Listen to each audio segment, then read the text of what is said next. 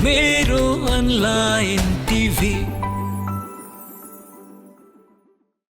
हामीसँग वरिष्ठ अधिवक्ता वर्णबहादुर कार्की हुनुहुन्छ। उहाँसँग हामी समसामयिक राजनैतिक विषयमा, खास गरी सीमा मिचिएको विषयमा कुराकानी गर्नेछौँ। स्वागत छ यहाँलाई। धन्यवाद। हजुर, सन्चै हुनुहुन्छ? सन्चै। यो अहिले जुन भारतले कोरोनाको बेलामा, महामारीको बेलामा चाहिँ सीमा मिचेको प्रसङ्ग, खास गरी तिब्बतको मानसरोवर जोड्ने गरी चाहिँ सडक मार्ग विस्तार गरेको कुरा चाहिँ अहिले एकदमै सामाजिक सञ्जालमा पनि चर्चा परिचर्चा भइरहेको छ। सबैले विरोध गरिरहेका छन्, ब्याकअप इन्डिया भनिरहेछन्। के भन्न चाहनुहुन्छ यहाँले?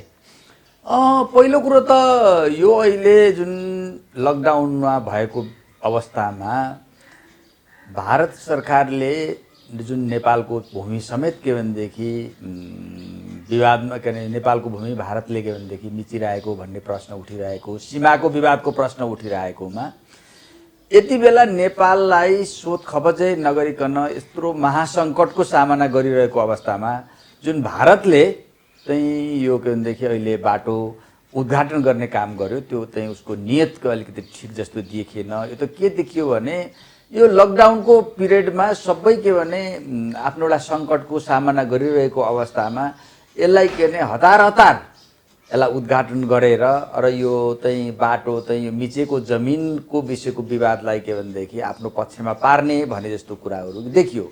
अब यसै सम्बन्धमा मलाई एउटा के भने यसमा एउटा स्पष्ट पार्न के जरुरी छ भने पहिला पनि के गर्यो भनेदेखि गत वर्ष हो भारतले नेपालको कालो पानी लगायतको जुन भूभाग छ त्यो भूभाग नेपाललाई थाहा जानकारी नदिइकन, नेपालसँग कुनै छलफलै नगरिकन उसले के हो भने आफ्नो नक्साभित्र के भनेदेखि पार्यो।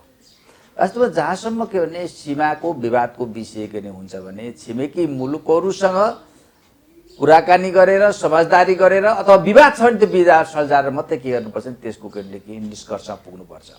तर सीमा विवादलाई जबरजस्ती एक पक्षले आफ्नो नक्साभित्र पार्नु भनेको करिब त्यो अति हेपा प्रवृत्ति हो। एक किसिमले त्यो के अरे युद्धको अर्काको भूमि त्यसरी हाल्नु भनेको युद्धको घोषणा जस्तो हो।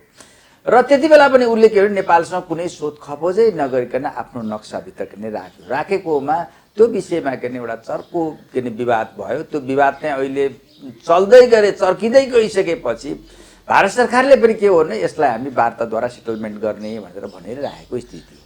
अब त्यो एकातिर वार्ताद्वारा सेटलमेन्ट गर्ने भनेर के भन्ने, अर्कोतिर के हो भनेदेखि रक्षा मन्त्रीले नेपालको भूभाग हुँदै बनाइएको के बाटोलाई उद्घाटन गर्ने भन्दाखेरि त भारतको जुन किसिमको के भने व्यवहार भयो, मुखले एउटा बोल्ने कामले अर्को गर्ने र नेपाललाई के भनेदेखि हेप्ने किसिमको प्रवृत्तिहरू पनि देखियो। अब यसै विषयमा अर्को पनि कुरा के छ भने यो अहिले नेपाल र भारतको सीमाको सम्बन्धमा जस्तो के भने धेरै ठाउँमा विवाद छ।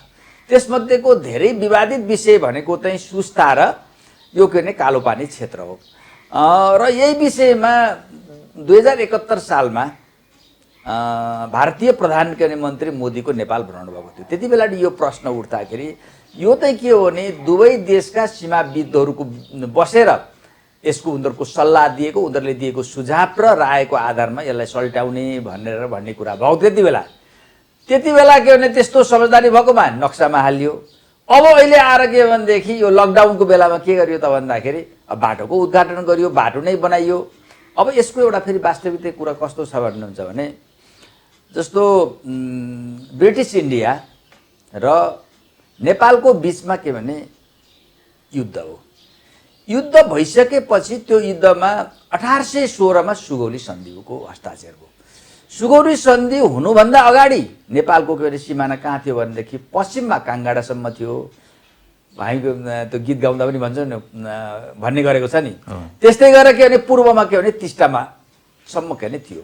तर सुगौली सन्धिमा नेपालले के भनेदेखि त्यसमा त्यो युद्धमा गर्दा सम्झौता गर्दाखेरि नेपालले केही भूभागहरू के भनेदेखि भारतलाई ब्रिटिस इन्डियालाई के भने दिएर युद्ध के भने समाप्त गर्ने भयो। त्यो नै के हो भने सुगौली के भने सन्धि हो। त्यो सन्धिले के गर्यो त भन्दाखेरि पश्चिमको किल्ला अहिले जुन विवादित छ नि, पश्चिमको किल्लामा यो अहिलेको काली नदी पनि भनिन्थ्यो, त्यसलाई कुटियाङ्दी पनि भनिन्छ। अब अहिले त्यसलाई के भनेदेखि महाकाली भनिन्छ, किनभने काली नदी नै के भनेदेखि त्यो के भनेदेखि हुँदै गएपछि बोलाउने ठाउँ के भनेदेखि विभिन्न ठाउँमा के गर्ने विभिन्न नाउँ हुने त्यो अहिलेको महाकाली नदी नै के हो त भने यो के भने काली के भनेदेखि नदी हो। त्यसको उद्गम स्थल भनेको लिम्पुवा धुरा हो। लिम्पुवा धुराबाट के भनेदेखि उत्पन्न भएको जो कालु नदी हो, जो के भने महाकाली नदी हो, त्यसको पूर्वतिरको भूभाग नेपालको, त्यसको पश्चिमतिरको भूभाग के हो भने भारतको भनेर त्यति बेला सम्झौता के नै भयो।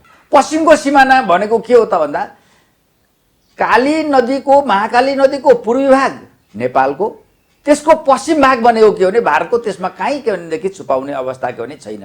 त्यसमध्येको अहिले जस्तो त्यहाँ के देखिन्छ भनेदेखि जस्तो त्यो महाकाली नदीको पूर्वतिरको भाग जस्तो कुटी भयो, नाबी भयो, तुलसी न्युराङ भयो, गुन्जी भयो, त्यसपछि के भने छाराङ, टिङ्कर, यिनीहरू के भने नेपालको के भने भूभाग के भने हो। अब यहाँ के हो भने 1962मा चीन र भारतको बिचमा के भने युद्ध हो। युद्ध भइसकेपछि भारतीय सेना आएर कहाँ आएर बस्थ्यो भनेदेखि नेपाली भूभाग कालो पानीमा आएर बस्यो त्यो युद्धको समयमा। कालो पानीमा बसेपछि उसले के चाहिँ कुनलाई चाहिँ उसले अलिकति आफ्नो नियन्त्रणमा राख्यो जमिनलाई भनेदेखि कुटी भयो, अनि नाबी भयो, गुन्जी भयो, अलगो तुलसी न्युराङ भन्छ, जसलाई उनीहरू अहिले के अरे भारतीयहरू के भन्छन् भने त्यही नै काला पानी पनि भनिन्छ त्यसलाई होइन। यो चाहिँ के भने उसले कब्जा गरेर के भने बसेको थियो। कब्जा गरेर बसेकोमा नेपालको तर्फबाट पनि पटक पटक के भने भारतीय सेनाहरू त्यहाँबाट के नेपाली भूमिबाट फिर्ता हुनुपर्छ भन्ने आवाज के भनेदेखि निरन्तर रूपमा के भनेदेखि उठ्दै रह्यो। तर त्यति बेला स्ट्रङ आवाज नउठेकै भएर त्यो निरन्तरता पाएको हो होइन। उठ्यो तर के हो त भन्दाखेरि त्यो उठेर जब त्यसको के भने निष्कर्ष पुग्न लाग्छ त्यति बेला के भने नेपालमा राजनीतिक के भने अस्थिरता भयो। एउटा के भनेदेखि भइरहेको व्यवस्थाबाट अर्को व्यवस्था आउने, अनि यसरी के भनेदेखि त्यो उथलपुथल हुँदाखेरि के हो भने त्यसलाई टुङ्गै नपाउँदाखेरि त्यो के अरे विवाद के अरे टुङ्गिएन। नटुङ्गिरहेको के भने त्यो के भनेदेखि नटुङ्गिएर रहेको के भनेदेखि अवस्थामा अब अहिले आएर त के गर्यो भने नक्साभित्र हाल्यो। नक्साभित्र हालिसकेपछि अहिले आएर के भने अहिले त्यहाँ के गरेको छ, बाटो अहिले कहाँबाट बनायो त भन्दाखेरि भारतको धारचुला के भनेदेखि हुँदै नेपालको कुन भूभागमा के भनेदेखि उसले बाटो बनाइदियो नेपालको भूभागलाई भन्नुहुन्छ भने जस्तो यो कुटी भयो, नाबी भयो, गुन्जी भयो, यो कालो पानी हो, यी क्षेत्रबाट के भनेदेखि समेतको के भनेबाट के भने यसले अहिले के भने बाटो के निर्माण गर्यो जो नेपाललाई कुनै सहमति नै लिएको छैन।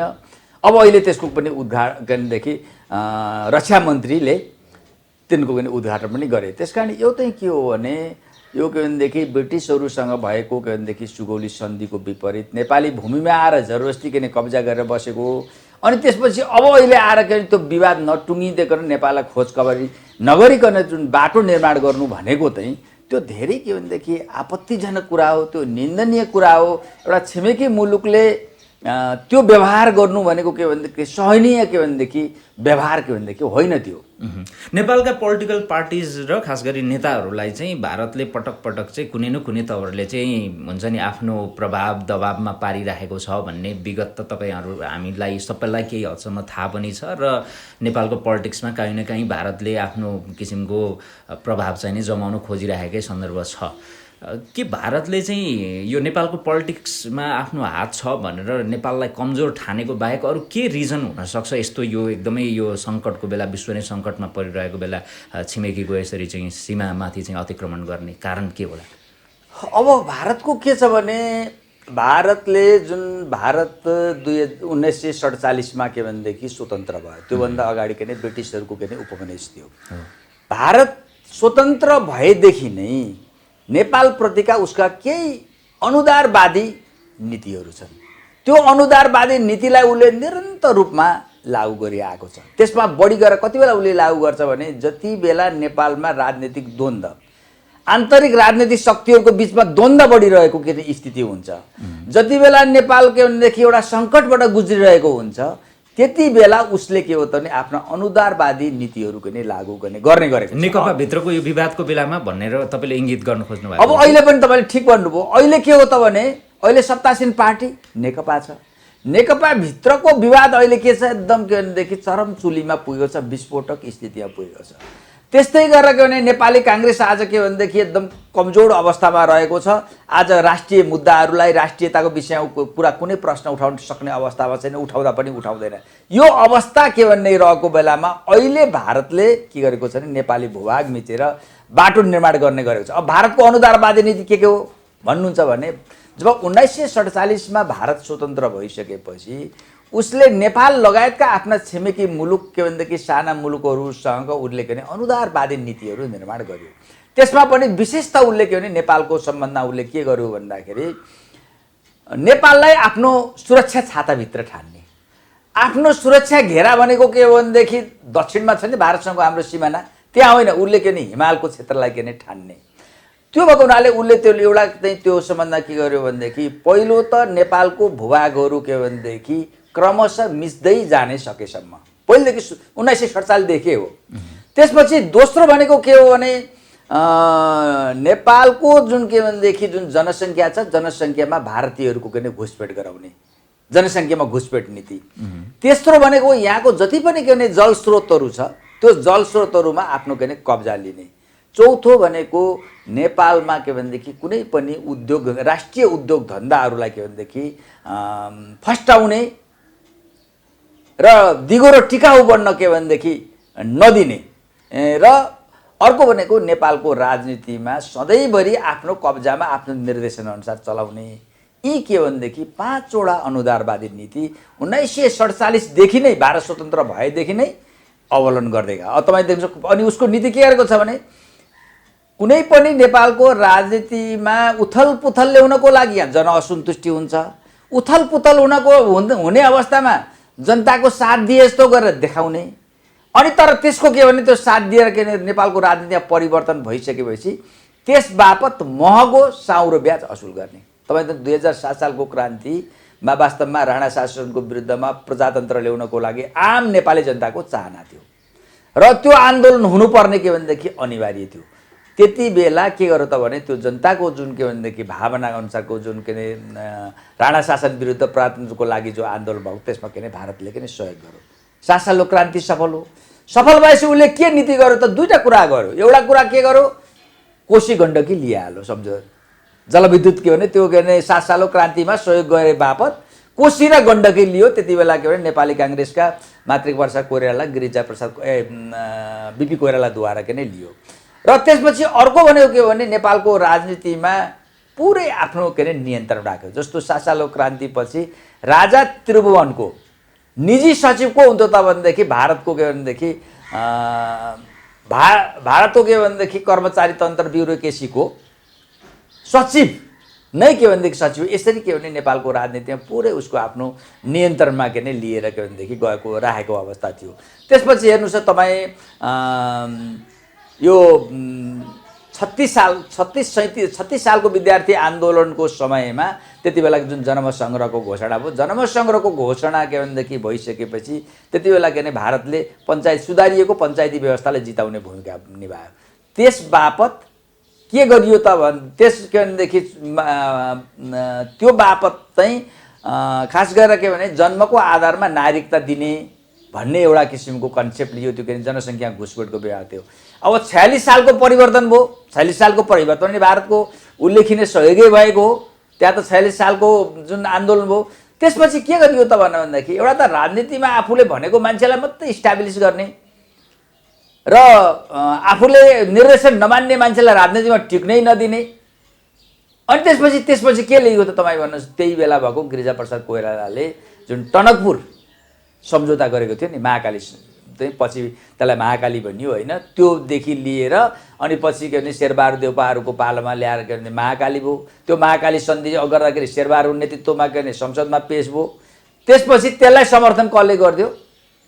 नेकपाले पनि के भने के भने पहिलाको नेकपा एमाले पनि समर्थन गरिदियो। त्यसकारण के भने अनि यो अहिले 62-63 सालको गरेदेखि आन्दोलनपछि पनि उसका त्यही किसिमका गतिविधिहरू रहेका छन्। त्यसकारण भारतको एउटा के भनेदेखि यो नेपालप्रतिको सधैँभरि अनुदारवादी नीति रहँदै आएको छ। नेपालको के भनेदेखि भारतको जबको जुन नीति छ नि नेपाल नीति, त्यसमा परिवर्तन जबसम्म नेपालीहरूबाट के भने नेपालबाट गर्न सक्दैन तबसम्म के हो भने यस्ता भारतबाट मिचा प्रवृत्तिको सामना त्यसबाट नोक्सानी नेपालले बेहोरिराख्नुपर्छ। जस्तो अब परराष्ट्र मन्त्रालयले आज चाहिँ प्रेस रिलिज गरेर चाहिँ विरोध गरिसकेको छ। यो भारतले जुन कदम अगाडि चालेको छ त्यसको विरोध गरिसकेको छ। त्यसको सायद हेर्नु पनि भयो होला, मैले सरसर्ती पढ्दाखेरि भाषा त्यति कडा नभए पनि आपत्ति जनाएको र चाहिँ भारतको यो रवैयाप्रति चाहिँ नै कडा शब्दमै विरोध गरिएको छ होइन। परराष्ट्र मन्त्री आफैले चाहिँ यो कुराहरू चाहिँ जस्तो प्रेस विज्ञप्ति जारी गर्नुभएको छ, उहाँकै सिग्नेचर छ। अब यो सन्दर्भमा नेपालले अहिले यति मात्रै गर्नुपर्थ्यो कि अरू चाहिँ प्रधानमन्त्री लेभलमा कुराकानी गर्नुपर्थ्यो कि अझ नेपाल अझै कडा रूपमा प्रस्तुत हुनुपर्छ कि के हो तपाईँको भनाइ? अब हेर्नुहोस्, यो चाहिँ कस्तो छ भन्नुहुन्छ भने सरकारमा जानुभन्दा अगाडिसम्म राष्ट्रियताको कुरा गर्ने र जनताको कुरा गर्ने, सत्तामा पुगिसकेपछि ती सबै कुरा के नै बिर्सिने किसिमको गरेको सबै के नै प्रायः ओलीले पनि त्यही गर्नुभयो। त्यही त देखियो। अब के गर्ने त भन्दाखेरि तर बोल्नु भएको छ नि होइन, सत्तामा पुगिसकेपछि चाहिँ के भने भारत चिडियो भने हाम्रो राजनीतिमा सङ्कट आउँछ। त्यसकारण भरिसक्यो के भनेदेखि नबोल्ने, चुप लागेर बोल्ने, अथवा बोल्दाखेरि पनि पब्लिक कन्फिडेन्सको लागि मात्रै बोलिदिने, भित्री अन्तरात्माबाट के भनेदेखि नबोल्ने, त्यसलाई पहल कदमी नलिने। जस्तो भन्नुहोस् के भने जब के भने हिजो के भनेदेखि नेपालमा जबसम्म के भने नेपाल लोकतान्त्रिक व्यवस्था थिएन, आम जनताको हातमा जब के भनेदेखि राज्य सत्ता आयो, सरकार बन्यो जनताले चाहे अनुसारको भनिसकेपछि त पहिलो कर्तव्य त देशको के भनेदेखि भूगोल बचाउने हो नि त, हो गएन? र त्यो राष्ट्रिय हितको संरक्षण गर्ने हो। त्यो गर्नेमा के भने अब अहिले त त्यो त्यही के भने त्यहाँ त जुन कालो पानीमा क्षेत्रमा जुन भारतीय सेना जुन बसेको थियो त्यसलाई के भने फिर्ता पठाउनुको लागि पहल कदमी गर्नुपर्नेमा एउटा ठोस पहल कदमी भएन। त्यसपछि के भने त्यहाँ के भने जुन नक्सा बनाउँदाखेरि भारतले नक्सा बनाउँदैछ भन्ने कुरामा पनि त्यसलाई खास गर्न त्यसको विरोध पनि एउटा देखावटी विरोध मात्रै गरियो। अरू त परिजानुहोस्, अहिले तपाईँलाई त्यत्रो बाटो खनेर बाटो के भनेदेखि पुरा भइसकेको र अहिले के भनेदेखि उदाहरण गरेको होइन त त्यत्रोसम्म सरकारले के भनेदेखि केही थाहा पाएन त? के सरकारको कुनै संयन्त्रहरू त थिएन त? यसको मतलब त के भने सरकारमा के भने रिपोर्टिङ नभएको होइन, भएको हो। तर सरकारले त्यो थाहा पाइकन पनि भारत के भनेदेखि देब्रे होला, रिसाउला भनेर अहिले के भनेदेखि गुपचुप राखेर विरोध नगरिकन बसेको होइन। भनेदेखि आफ्नो देशको भूभाग यो त के भनेदेखि दार्चुला जिल्लाभित्रको हो नि त। त्यहाँ पनि त के भनेदेखि स्थानीय प्रहरी छ, त्यहाँ के भनेदेखि सिडिओ कार्यालय छ, स्थानीय निकाय छ, कति संस्थाहरू छन्, आर्मी छ, विभिन्न छ नि त हुँदाखेरि के भने त्यहाँ रिपोर्टिङ नै भएन भन्ने कुरो पहिला अगाडि पनि के देखिन्छ भने स्थानीय त्यहाँ के राज्यका संयन्त्रहरूले जानकारी दिने गभर्नमेन्टमा, तर गभर्नमेन्टले के गर्ने भने थाहा नपाए जस्तो लुकाएर राख्ने। अब अहिले पनि बाध्य भएर मात्रै गभर्नमेन्टले यो वक्तव्य के जारी गरेको हो। तर के भने गभर्नमेन्ट जुन सरकार हो, सरकार अहिले के भने यो भारतको जो जबरजस्ती हो त्यसलाई के भनेदेखि त्यसको विरुद्ध के भनेदेखि लागेर त्यो आफ्नो भूमि फर्काउनेतिर सक्रियतापूर्वक लाग्छ भन्ने मलाई चाहिँ के भनेदेखि विश्वास गर्ने लाग्दैन। किनभने पहिलाको पनि त्यस्तो किसिमको के भनेदेखि देखा पर्यो होइन भने त्यो नक्सामा त्यति बेला के आयो भने जब के भने नेपाली भूभाग नक्सामा पारिसकेपछि त्यति बेला प्रधानमन्त्री ओलीले भारतीय के भनेदेखि मोदीसँग डाइरेक्ट प्रधानमन्त्री स्थलमै कुरा गर्नु पर्थ्यो। त्यति बेला के भनेदेखि पहिला केही समय विरोध गरे जस्तो गर्नुभयो, पछि जब के भनेदेखि त्यत्तिकै त्यो के अरे सामसुमभर वास्तै गर्न खोज्यो। अहिले पनि यही लाग्छ। अब यो अहिले जुन के भने भारतीयहरूले जुन के भनेदेखि नेपाली भूभाग जो के भने मिचेर जो बाटो बनाएका छन्, भारतीय सेना जुन नेपाली भूभागभित्र कब्जा गरेर कालो पानीमा बसिरहेको छ, उनीहरूलाई अब फर्काउनको लागि चाहिँ पहिलो कुरो त आम नेपालीको बिचमा एकता हुनु पर्यो। आम नेपाली जनता नै यसको के भनेदेखि विरोध गरेर आफ्नो भूभाग के बचाउनेतर्फ के लाग्नु पर्यो। र साथै के हो त भने यो भारतसँग हामीले युद्ध गरेर के भनेदेखि गर्ने कुरो होइन। हामीले कूटनैतिक तरिकाले पहिलो त भारतसँगै हामीले के कूटनैतिक तरिकाले राष्ट्रिय सहमतिको आधारमा हामीले हाम्रो के भूभाग चाहिँ के भन्ने जुन सुगौली सन्धिले जुन निर्धारण गरेको त्यो त्यहीमा रहेको के अरे भारतीय सेना फिर्ता हुनुपर्छ। अहिले भनेको जुन बाटो हो के अरे नेपालमा बनाएको बाटो छ त्यो के अरे बाटोको दाबी उसले भारतले के भनेदेखि छोडिदिनुपर्छ होइन भन्ने किसिमको के अरे कूटनीतिक के भनेदेखि च्यानलबाट पनि कुराकानी गरेर गर्नुपर्छ। र अहिले धेरै चाहिँ के भने यो सिमानामा सम्बन्धी सुस्ता सम्बन्धी जति पनि भारतसँगको सीमा सम्बन्धी विवादहरू छ त्यो विवादहरूलाई पनि अब सधैँभरि यो के भने गिजोली होइन यसलाई गिजोली दिनु हुँदैन। यसलाई के भनेदेखि भारतसँग के भनेदेखि यो यी सबै सीमा सम्बन्धी समस्याहरू पनि समाधान पनि गर्नुपर्छ। जस्तो अब यो सीमाको कुरा गर्दाखेरि हाम्रो अर्को छिमेकी मुलुक चीनको पनि काहीँ न काहीँ चासो र चिन्ता रहन्छ। तर यो सन्दर्भमा अहिलेसम्म तपाईँसँग यसरी कुराकानी गरिरहँदा उसको अथेन्टिक केही धारणाहरू आएको भन्ने मैले चाहिँ खबर पाएको छैन। त्यसकारण चीनले पनि त यो विषयमा त बोल्दाखेरि हुन्थ्यो होला नि, किनभने भारतको हेपाह प्रवृत्ति त नेपालमाथि छँदैछ विगत लामो समयदेखि। अब एउटा त्यही कुरा के छ भने जस्तो चीनसँगको हाम्रो जुन सीमा विवादहरू थियो त्यो सीमा विवाद चाहिँ 2018 सालमा हामीले नेपालले के अरे सेटलमेन्ट के अरे गरिसकेको छ। अब चीनसँग त्यहीँको सीमा विवादहरू करिब छैन भन्दा नि हुन्छ, सीमा विवाद रहित नै छ। अब यो चाहिँ के भने अर्को कुरा के भनेदेखि यो अहिले जुन भारत र नेपालको बिचको सीमाको कुरा हो यो के भने यो के अरे द्विपक्षीय हो।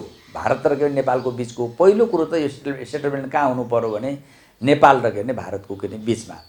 अब त्यसपछि यो अहिले जुन चाहिँ चीन जोड्ने जुन बाटो भनेको छ नि त्यहाँ के भने अब चीन पनि के जोडिएको छ, त्यही भने चीन पनि जोडिएको हुनाले यो के भने त्रिपक्षीय हुन के भनेदेखि पुगेको छ।